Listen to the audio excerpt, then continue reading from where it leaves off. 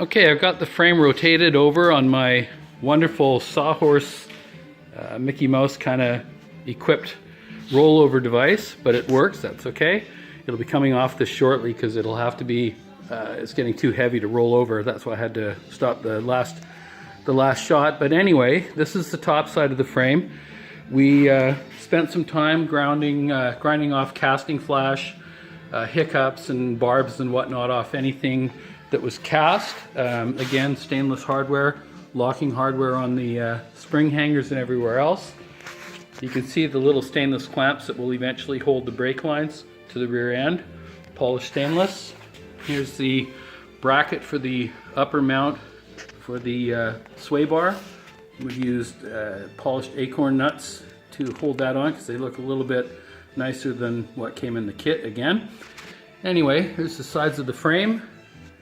Didn't spend as much time on the top side of the frame because you'll never see it when the body's on here, but it still looks pretty decent. You can see some dents and things that we didn't bother hammering out because they would have taken just way too much time, and again, you'd never see it. But there's the new transmission cross member, obviously the new shock mounting cross member that was welded in.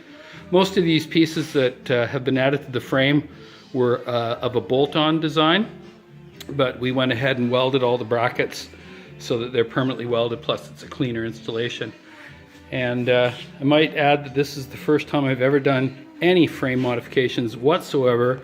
Never done this much welding in my life, and I'm pretty happy with the results. Here's the only control arm that's on so far. We've got the ball joints attached with button head polished stainless hardware. He's got these nice caps for the end of the control arms made of billet aluminum. There's one of the crossbars powder coated with silver. That's temporary hardware on the nuts there. You can see those are the old ones. Again, we're waiting on some of this hardware. Here's the new motor mounts welded in. We did take the time to grind down these welds quite a bit, use a little bit of filler, smooth everything out. Again, holes in the upper cross member have all been welded shut, smoothed out, and so on. We had, again, the hardware for the motor mounts and various other bits.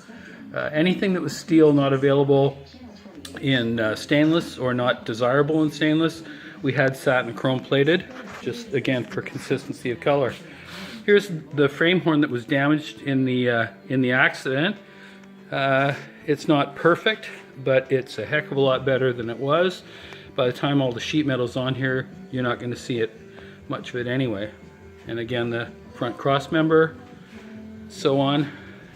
We painted the steering box to match with the powder coat matching paint that they mixed up for us.